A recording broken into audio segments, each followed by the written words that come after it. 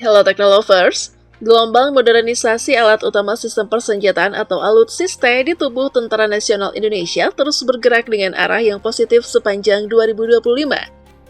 Di 3 matra, darat, laut, dan udara, berbagai pengembangan strategis semakin mempertebal postur pertahanan negara. Tujuannya jelas, menjaga kedaulatan Ibu Pertiwi, sekaligus memastikan TNI siap merespon beragam potensi ancaman yang bisa muncul kapan saja. Berikut adalah alutsista TNI AD, AU, dan AL terbaru 2025 melansir dari berbagai sumber. TNI Angkatan Darat, kekuatan darat yang makin mobile, lebih tajam, dan lebih aman. Di matra darat, fokus utamanya konsisten, meningkatkan mobilitas pasukan, memperbesar daya gempur, dan memperkuat perlindungan personel. Sejumlah alutsista yang paling disorot pada 2025 antara lain. 1. Kendaraan tempur lapangan atau Ranpur generasi baru. Setelah melewati rangkaian uji coba yang ketat, TNI AD mulai menerima batch pertama Ranpur produksi dalam negeri yang dibekali teknologi lebih mutakhir. Ranpur ini disebut punya kemampuan manuver yang lebih kuat, ketahanan yang lebih tinggi terhadap berbagai jenis ancaman, serta sistem komunikasi dan navigasi yang lebih canggih. Menariknya, beberapa varian juga membawa sistem persenjataan yang lebih modern, mulai dari meriam kaliber sedang sampai kemampuan membawa rudal anti-tank untuk memperkuat daya pukul satuan di garis depan. 2. Artileri medan dengan jangkauan tembak lebih jauh. Untuk memperkuat dukungan tembakan jarak jauh, TNI AD juga mengakuisisi sistem artileri medan terbaru dengan peningkatan jangkauan dan akurasi yang signifikan. Selain itu, terhubung dengan radar pendeteksi target dan pengendalian tembakan berbasis komputer. Artinya proses deteksi, penguncian target, hingga eksekusi tembakan bisa berlangsung lebih cepat, lebih presisi, dan lebih efektif ketika ancaman muncul. 3. Sistem pertahanan udara jarak pendek yang lebih mobile. Ancaman udara rendah seperti pesawat terbang rendah, helikopter, hingga drone kini jadi perhatian yang makin serius. Karena itu, TNI AD merespon lewat pengadaan sistem pertahanan udara jarak pendek yang lebih mobile dengan waktu reaksi lebih singkat. Sistem ini dirancang untuk mendeteksi dan menghancurkan berbagai objek udara rendah sebelum sempat mendekat atau mengganggu manuver pasukan darat. 4. Pengembangan drone intai dan drone tempur. TNI AD juga terlihat semakin serius memanfaatkan teknologi UAV atau drone, bukan hanya drone intai dengan jangkauan jelajah yang lebih jauh dan sensor yang makin tajam, tetapi juga pengembangan drone tempur yang menunjukkan kemajuan berarti. Dampaknya jelas, TNI AD memperoleh opsi operasi ofensif yang lebih fleksibel sekaligus menurunkan resiko langsung terhadap personil ketika melakukan misi berbahaya. TNI Angkatan Udara mengamankan langit dengan teknologi aviasi yang lebih modern. Masuk ke matra udara, fokusnya menjaga superioritas udara lewat kombinasi akuisisi dan modernisasi armada. Pada 2025, beberapa perkembangan utama yang menonjol antara lain 1. Kedatangan batch terbaru pesawat tempur generasi 4,5. Penambahan pesawat tempur generasi 4,5 dengan kemampuan multi-role memperkuat tulang punggung kekuatan udara nasional. Platform ini membawa radar AESA atau Active Electronically Scanned Array, sistem peperangan elektronik yang lebih canggih, serta kemampuan membawa persenjataan modern, termasuk rudal udara ke udara jarak jauh dan bom pintar untuk serangan presisi. 2. Penguatan armada transportasi taktis dan strategis.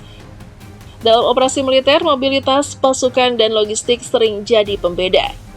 Cepat atau terlambat, tepat atau gagal. Karena itu, TNI AU menerima sejumlah pesawat angkut taktis dan strategis baru dengan kapasitas lebih besar dan jarak jelajah lebih jauh.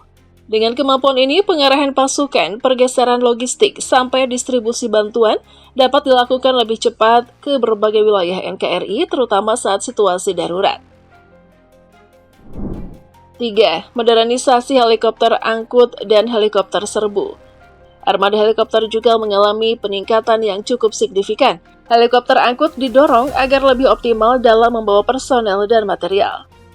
Sementara helikopter serbu dibekali sistem persenjataan yang lebih mematikan, serta avionik yang lebih canggih untuk meningkatkan akurasi, kendali, dan situational awareness di medan operasi. 4. Pengembangan sistem pertahanan udara berlapis. Selain sistem pertahanan udara jarak pendek yang dioperasikan, TNI AD, TNI AU turut memperkuat konsep pertahanan udara berlapis. Upayanya mencakup akuisisi radar jarak jauh dengan kemampuan deteksi yang lebih baik, serta sistem rudal permukaan ke udara dengan beragam jangkauan. Dengan lapisan yang lebih komplit, ruang udara dapat dipantau lebih luas, dan respon bisa dipilih sesuai tingkat ancaman. TNI Angkatan Laut, penjaga samudra dengan kapal perang dan sistem senjata modern. Di matra laut, arah besarnya jelas, membangun kekuatan maritim yang disegani di kawasan. Sejumlah alutsista terbaru yang memperkuat armada TNI AL pada 2025 antara lain. 1. Kapal perusak kawal rudal atau PKR dengan kemampuan anti kapal selam. Penambahan PKR baru yang punya kemampuan peperangan anti kapal selam atau AKS menjadi salah satu prioritas penting. Kapal-kapal ini dilengkapi sonar canggih, torpedo anti kapal selam, serta rudal anti kapal permukaan. Kombinasi ini membuat PKR bukan hanya kuat untuk pengawalan, tetapi juga relevan menghadapi ancaman bawah permukaan yang semakin kompleks. 2. Kapal cepat rudal atau KCR dengan teknologi siluman. TNI AL terus mengembangkan dan mengakuisisi KCR dengan desain stealth atau siluman agar lebih sulit terdeteksi radar musuh. KCR ini dipersenjatai rudal anti kapal permukaan yang mematikan, ditambah meriam dan sistem pertahanan udara jarak pendek untuk perlindungan dekat. Hasilnya, platform lincah, cepat, dan tajam, cocok untuk respon cepat di wilayah perairan yang dinamis. 3. Kapal selam diesel elektrik dengan AIP, Air Independent Propulsion. Kedatangan kapal selam baru berteknologi AIP memberi keunggulan penting. Kemampuan beroperasi lebih lama di bawah permukaan tanpa harus sering muncul ke atas. Ini memperkuat kemampuan intai, meningkatkan daya sembunyi, dan membuka ruang proyeksi kekuatan bawah laut yang lebih meyakinkan dalam skenario strategis tertentu. 4. Kapal patroli offshore atau OPV untuk misi multimisi. Untuk pengawasan wilayah maritim Indonesia yang luas, TNI AL mengakuisisi OPV baru dengan kemampuan berlayar jarak jauh. Kapal ini dilengkapi persenjataan ringan, dukungan helikopter dan drone maritim, membuatnya fleksibel menjalankan berbagai tugas. Dari patroli keamanan laut, penegakan kehadiran, hingga operasi search and rescue atau SAR saat dibutuhkan. Modernisasi yang mengarah ke kemandirian. Yang menarik, modernisasi alutsista TNI di 2025 tidak semata bergantung pada pengadaan dari luar negeri. Arah kebijakannya makin menonjolkan kemandirian industri pertahanan dalam negeri. Kerjasama antara TNI, BUMN, sektor pertahanan, serta perusahaan swasta nasional terlihat semakin erat, terutama untuk mengembangkan dan memproduksi alutsista yang benar-benar sesuai kebutuhan spesifik di lapangan. Dampaknya bukan hanya soal pertahanan, kemandirian ini juga mendorong pertumbuhan ekonomi, memperkuat rantai pasok industri, dan membuka penyerapan tenaga kerja di dalam negeri. Dengan pengadaan dan pengembangan terbaru ini, TNI memperlihatkan komitmen yang makin tegas untuk menjaga kedaulatan dan keutuhan Negara Kesatuan Republik Indonesia. Modernisasi tersebut diharapkan memperkuat efek gentar, deterrence effect, bagi siapapun yang berniat mengganggu keamanan nasional, sekaligus meningkatkan kesiapan TNI menghadapi tantangan yang lebih kompleks di masa depan.